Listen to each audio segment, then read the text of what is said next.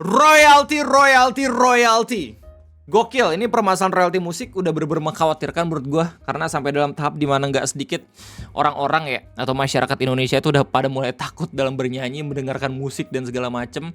Karena adanya kesalahpahaman gitu ya dalam informasi mengenai adanya musik yang berlisensi gitu ya. Dan kita bakal bahas itu semua di video ngopi kesempatan kali ini. Karena kembali lagi rame, pertanggal 9 Agustus 2025 udah ada berita mengabarkan kalau misalkan bahkan Direktur Mi Gacuan pun harus bayar royalti senilai 2,2 miliar ke LMK Xiaomi. Karena sebelumnya ada berita kalau misalkan bos Mi Gacuan tersangka kasus hak cipta di mana polisi ungkap duduk perkaranya di tanggal 21 Juli. Ini permasalahan udah dari bulan kemarin, terus habis itu rame lagi ya pertanggal 9 Agustus 2025 dan kita bakal bahas itu semua.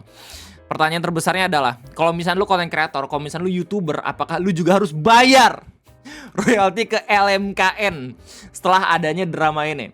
Selamat datang di Ngopi, ngobrolin persoalan Indonesia bersama gua, your favorite Uncle Om Ray. Dan di video kesempatan kali ini kita bakal memperdalam permasalahan soal royalti musik.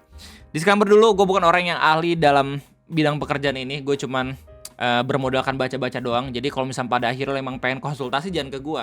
Lu bisa langsung ke orang-orang yang lebih ahli gitu ya. Karena video ini cuma bakalan bisa menjawab beberapa informasi-informasi dasar, pertanyaan-pertanyaan lu yang emang masih dangkal gitu ya terkait adanya permasalahan royalti musik ini. Jadi kita bakal langsung ke permasalahan utamanya, apakah kita sebagai penikmat sosial media, konten kreator segala macam wajib membayar musik juga ke LMKN?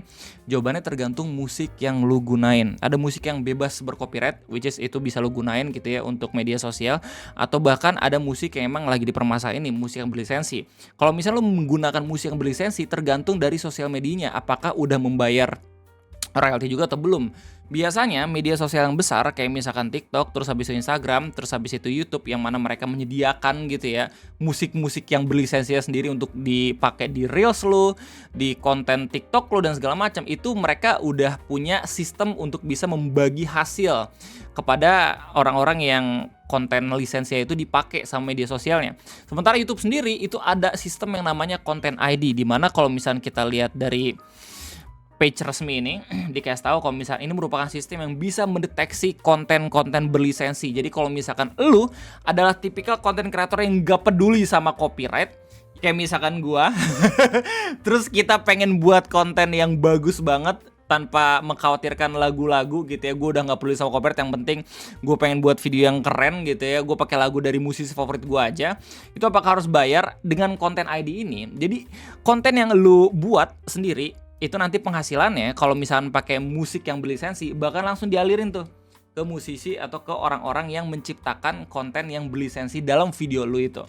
Jadi harusnya sih dengan ada konten ini lu bisa terlindungi dari permasalahan LMKN ya. Silakan koreksi gue kalau misalnya gue salah gitu di kolom komentar. Tapi setahu gue dengan ada sistem-sistem kayak gini, konten kreator itu bahkan kalau misalnya pada akhirnya pengen menggunakan musik yang berlisensi itu bisa terlindungi karena pendapatannya udah langsung dibayarkan secara otomatis. Nah, jadi kalau misalnya kita lihat dari page-nya itu dikasih tahu kalau misalnya konten ini mengidentifikasi kecocokan dengan konten yang dilindungi hak cipta berdasarkan, buset gede banget, database file audio dan visual yang dikirimkan pemilik hak cipta. Saat diupload ke YouTube, video akan otomatis dipindai oleh Content ID. Jadi bahkan meskipun lu bukan musisi, lu cuma konten kreator yang buat video doang, YouTube bakalan bisa dalam mendeteksi konten original mana yang emang ada di websitenya. Ketika lu ngupload video gitu ya pertama kali, video itu akan menjadi konten original. Terus kemudian ketika emang ada konten re-upload gitu, di mana ada video lu yang di re-upload sama orang gitu, itu bakalan tahu kalau misalkan sebenarnya video lu itu yang original. Lu bisa lihat sendiri kalau misalnya lu punya channel YouTube gitu ya, di tab hak cipta, di mana di sini lu bakal tahu gitu ya ada beberapa orang-orang yang menggunakan konten lu di internet atau di website YouTube itu sendiri. Buat gue sendiri yang emang gak yang terlalu mempermasalahkan cipta, bebas-bebas aja gitu lu menggunakan muka gue sebagai meme gitu atau apapun itu gitu ya. Tapi mungkin untuk sebagian orang yang emang masih mencari cuan dari sini gitu ya, sangat amat berguna dengan fungsinya kayak gitu.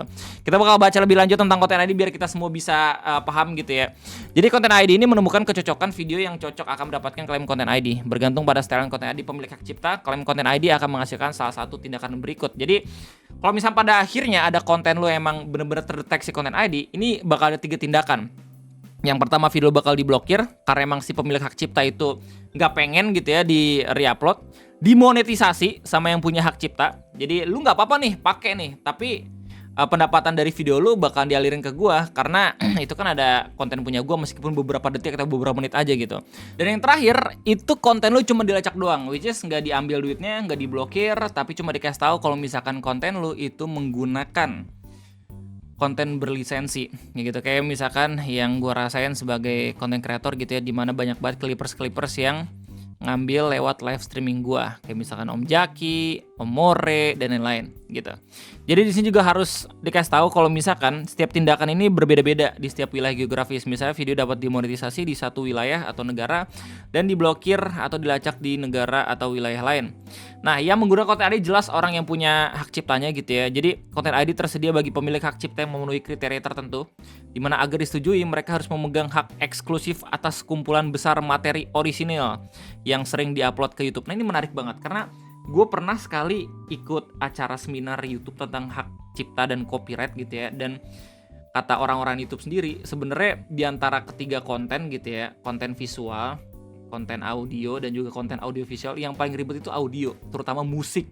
Musik itu kalau misalnya lu bedah ya, nggak cuman yang nyanyiin doang gitu yang harus dibagiin uangnya, tapi kepada si pembuat lagu, which is itu liriknya gitu ya, atau mungkin iramanya.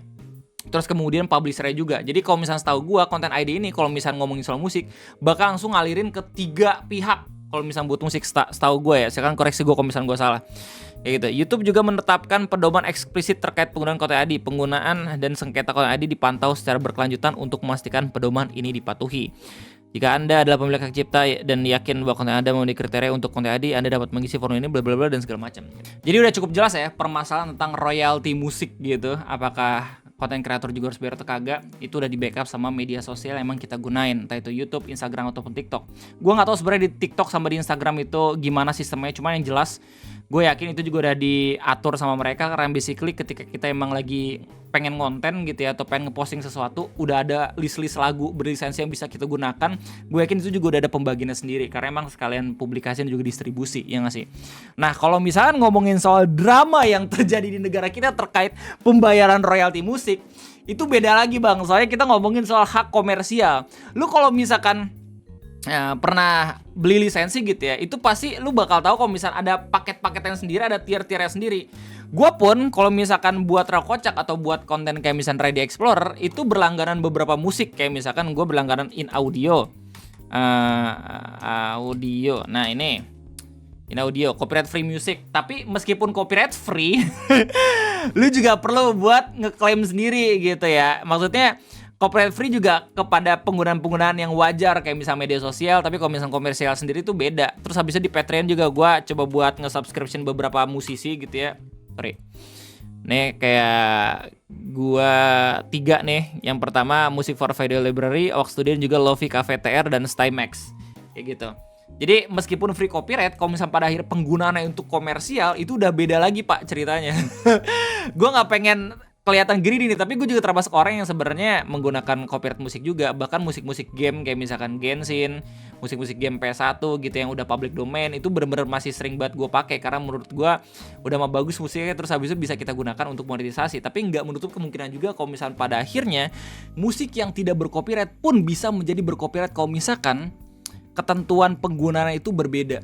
Oke, bukan ketentuan penggunaan sosial media, tapi ketentuan penggunaan komersial itu pasti secara pricing atau secara harga beda lagi cuy, meskipun itu no copyright musik. Makanya ada orang LMKN yang bilang bahkan suara kicauan burung di sosial media pun itu bisa kena bayar royalti, karena basically mungkin ada beberapa pihak-pihak yang emang sengaja buat ngerekam burung-burung bernyanyi terus habis itu di-copyrightin sama dia gitu loh.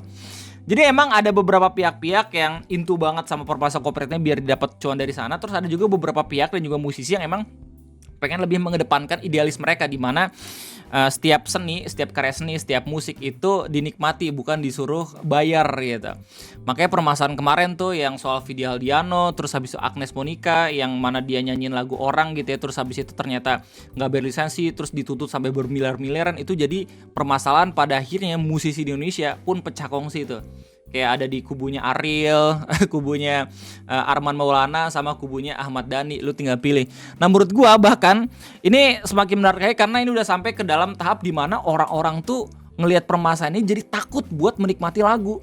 Dan ini sesuai ya dengan concern yang emang dibawa sama Om Ariel sendiri gitu loh. Bahkan dalam permasalahan royalti ini Om Ariel buat tulisan sendiri loh di koran, ngeri banget. Jadi meskipun ya musisi-musisi yang ada di pihaknya Om Ariel Noah gitu, termasuk musisi yang kayaknya nggak terlalu mempedulikan tentang royalti, tapi sebenarnya gitu ya Om Ariel pun itu mengerti kalau misalkan ini tuh permasalahan sensitif, nggak bisa kita asal tarik terus habis itu nakut-nakutin orang gitu sampai pada akhir orang tuh takut buat menikmati musik. Jadi emang benar-benar harus diperjelas lagi gimana ketentuannya, terus habis itu gimana aturannya. Orang-orang lebih percaya sama sistem-sistem yang dibangun sama media sosial karena basicnya nanti uangnya lebih adil gitu dibandingin sistem yang dibangun sama negara sendiri kayak gitu loh. Jadi ini kita bakal baca bareng-bareng ya apa yang dulu sama Om Ariel, karena menurut gue ini penting banget buat melihat bagaimana gambaran dari permasalahan license, royalty dan segala macam ini. Beliau bilang dalam tulisannya, siapa sangka urusan menyanyi bisa menjadi begitu ruwet. Lagu yang seharusnya menyatukan kini justru memecah belah sengketa antara pencipta lagu dan penyanyi menyuarakan ke ruang publik. Memantik polemik yang makin jauh dari esensi saling menghargai dalam ekosistem musik. Dulu lagu-lagu dinyanyikan dengan gegap gempita dan haru biru, tergantung suasananya. Kadang jadi penyemangat, kadang jadi pengingat. Kini suasana itu berganti. Lagu bisa berujung pada tuntutan hukum, bukan hanya perdata, melainkan bisa juga berbelok ke pidana. Pengacara-pengacara mulai pasang badan, membawa tafsir hukum masing-masing membela klien dengan celah, cuan, dan exposure. Padahal duduk soalnya tetap satu, masih banyak ruang publik dan komersial yang memutarkan lagu tanpa memenuhi kewajiban membayar royalti. Nah ini juga yang dipermasalahkan sama Om Ariel kan. Jadi bukan berarti meskipun Om Ariel itu termasuk musisi yang bebas-bebas aja gunain lagu gua, dia juga gak kepikiran soalnya, pasti juga kepikiran. Tapi Doi itu kayak mikir jangan sampai permasalahan di mana orang-orang justru jadi takut buat mendengarkan musik itu terjadi. Ahli agama be like, sudah saatnya mendengarkan murotal. Tapi murotal pun kalau misalnya emang ada publishernya harus bayar juga royalti anjir. Di sini juga dikasih tahu di sisi lain lembaga manajemen kolektif yang diamanatkan oleh negara lewat undang-undang hak cipta belum menunjukkan transparansi dan akuntabilitas yang layak. Jadi untuk sebagian musisi mereka lebih percaya sama ya sistem-sistem yang memang dibangun sama media sosial dibandingin ya sistem yang memang ada di negara ini. Kecurigaan pun tumbuh, ada yang menilai hak ekonomi para pencipta dimanfaatkan sehingga hasilnya tak sepadan dengan popularitas lagunya. Tak sedikit pencipta lagu yang akhirnya melabeli penyanyi sebagai pencuri bukan karena benci melainkan karena sakit hati. Lagu yang mereka ciptakan begitu dikenal, dinyanyikan ribuan hingga jutaan kali, namun pendapat royalti stagnan. Mereka mengaku sudah menempuh jalur kekeluargaan, berdiskusi baik-baik tetapi hasilnya nihil. Merasa tak digubris, akhirnya baper. Di tengah rasa frustasi itu, muncul pengacara yang menangkap momen. Maka diselenggarakanlah jumpa pers dengan narasi penyanyi membawakan lagu tanpa izin. Publik kebingungan, opini terbelah, penyanyi dan musisi lain pun jadi was-was, serba salah. Ekosistem musik yang seharusnya selalu saling menguatkan, kini seperti medan tempur dengan suhu dingin, saling sindir dan terus bergulir. Beruntung, pemerintah, DPR, dan lembaga peradilan telah turun tangan dan mereka duduk bersama menyusun peta jalan menuju kejelasan hukum. Ini sinyal positif, negara hadir, namun langkah ini tak bisa langsung menyenangkan semua pihak. Perlu waktu, perlu proses, namun yang terpenting ada upaya merawat kepastian hukum. Dorongnya hanya satu, kembali pada Undang-Undang Nomor 28 Tahun 2014 tentang Hak Cipta. Jika tidak puas terhadap sistem yang ada, misalnya terhadap lembaga manajemen kolektif atau lembaga manajemen kolektif nasional, terbuka ruang untuk keluar dan menarik sendiri royalti secara langsung kepada pengguna. Asalkan umumkan dan keluar dari LMK, lalu tidak berlaku surut untuk menagihnya. Ini sah, tidak melanggar. Jadi sebenarnya apa yang dipermasalahkan? Jika dirasa hasilnya kurang, mari perjuangkan perbaikannya lewat jalur yang tepat. Dorong reformasi dalam tubuh LMK dan LMKN, dorong transparansi distribusi, audit terbuka, dan sistem berbasis teknologi. Jika pengguna lagu abai, bantu edukasi, sosialisasikan pentingnya membayar lisensi musik. Ini soal membangun ekosistem, bukan hanya soal kejar rupiah dan main larang.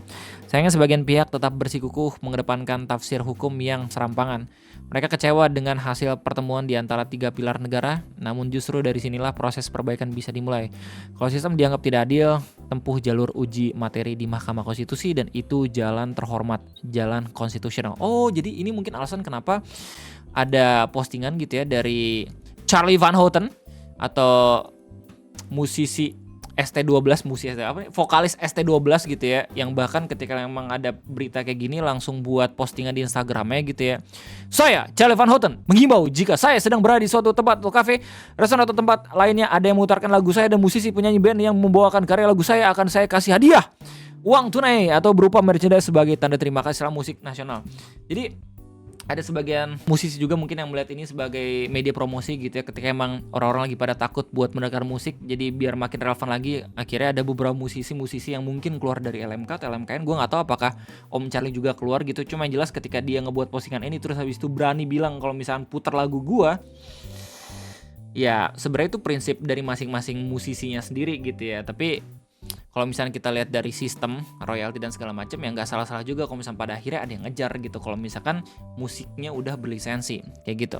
Lanjut, jika ini terus dibiarkan tanpa solusi kolektif, jangan heran bila masyarakat justru takut bernyanyi. Udah sampai dalam tahap ini, apalagi tampil di ruang publik semua serba ragu, serba salah.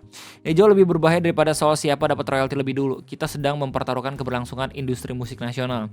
Kita pun tak bisa menutup mata bahwa banyak pencipta lagu hidup dalam keterbatasan. Namun perjuangan menuntut hak harus dilakukan bersama, bukan dengan saling tuding menuntut LMK agar akuntabel adalah langkah legal. Begitu pula mendorong pemerintah memperbaiki regulasi distribusi royalti. Akan tetapi jangan sampai langkah ini berubah menjadi gerakan yang memecah solidaritas antar profesi. Lagu tidak mungkin lahir sendiri, butuh penyanyi untuk menyuarakan, butuh produser untuk merekam, butuh media untuk memutar, butuh masyarakat untuk menikmati. Anjay, ini keren banget nih paragraf. Penyanyi yang membawakan lagu dengan baik adalah bagian dari sebab musabab popularitas lagu itu. Maka mustahil ada royalti yang besar jika lagu itu sendiri tidak dikenal dan digunakan secara luas. Di sisi lain, banyak penyanyi yang juga pencipta lagu. Maka saat lagunya jadi populer itu tidak semata-mata inspirasi, tetapi juga hasil kerja keras dan kapasitas tampil di panggung. Ini hubungan saling mengisi, tak adil jika jadi klaim sepihak karena pencipta lagu saja. Efek berganda, ini yang kita lagi rasain ya. Sementara kita sibuk bersih tegang, negara lain telah melangkah lebih jauh.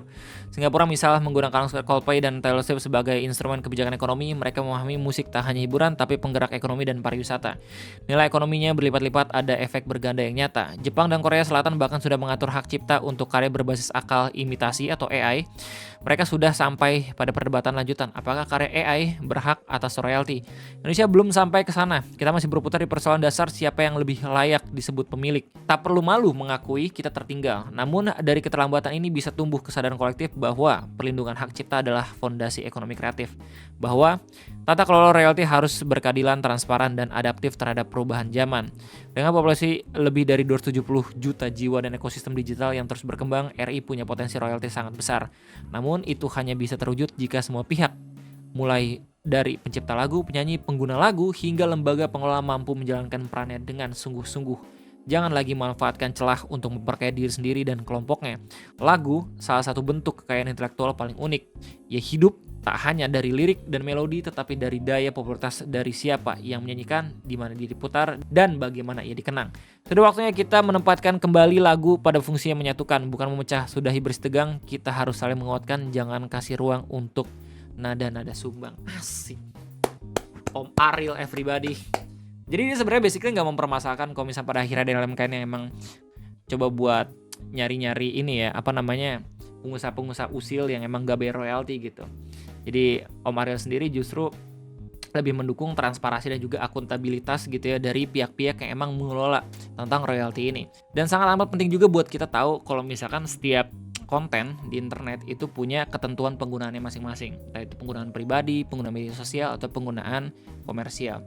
Jadi itu aja mungkin ya, gue terima kasih banyak. Gimana tanggapan kalian semua terkait adanya royalti musik gitu ya. Kalau misalnya menurut gue sendiri sih sah saja kalau misalnya pada akhirnya ada musisi yang emang pengen narikin royalti, tapi mensosialisasikan hal ini agar tidak terjadi kesalahpahaman di publik itu juga sangat amat penting gitu. Jadi sekali lagi cukup sekian dari gue, terima kasih banyak, sampai jumpa lagi nanti, bye bye.